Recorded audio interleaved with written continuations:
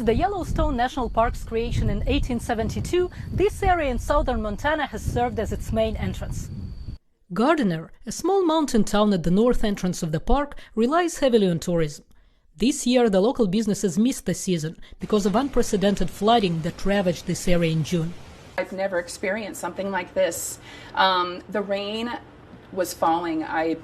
It felt like forever. It just kept coming and coming and coming, which then was melting our snow melt. So together, it just made this huge flume of water overnight. Piping is all that is left of a house that was swept down the Yellowstone River. The flood also destroyed major infrastructure in the national park. The collapse of a road closed the north and northeast gates for the rest of the summer.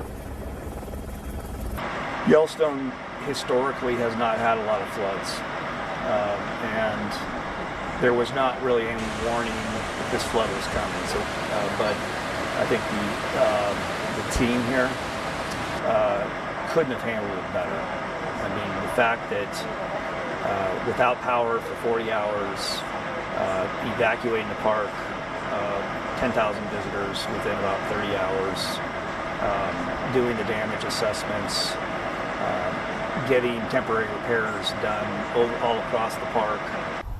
Yellowstone Superintendent Cam Shawley says the north entrance to the park is scheduled to reopen in mid-October, when upgrades are completed on Old Gardiner Road, which became an alternative route for the damaged Riverside Road. For local businesses, the prolonged closure meant loss of income. This season, Sarah Andrus's new hand-painted teepee stood mostly empty. Her other business, a rafting company, is down from 20 to 30 boats a day to about 5. Unfortunately, with what has happened with the flood, we've pretty much lost all of our business, and I lost about 3 employees from here just because we didn't have enough work for them. Frank LaMotta and his girlfriend Ariel Rodriguez moved to the area about 2 years ago to work at a local hotel. The flood, along with the COVID-19 pandemic, added to their challenges, but they have no plans to leave the area. This is a very special community, and if it wasn't, a lot more people would have left by now. But we all put our heads together and, make it work.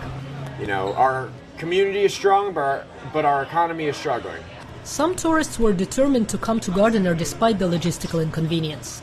Mary Haig and Jim Zweigaft married in Yellowstone 32 years ago. We were devastated. We saw the videos and knew that the park would be impacted so highly with all the millions of people that come here in the summer, including our own plans part. But if we can get in by our bicycles and support the town of Gardiner by being here and having, dinner or something, we think that's a good thing to do. Reconstruction efforts in Yellowstone might last for years, but park officials see a silver lining, an opportunity to better prepare the national park for climate change challenges. Natasha, Mozgovaya, VOA News, Gardiner, Montana.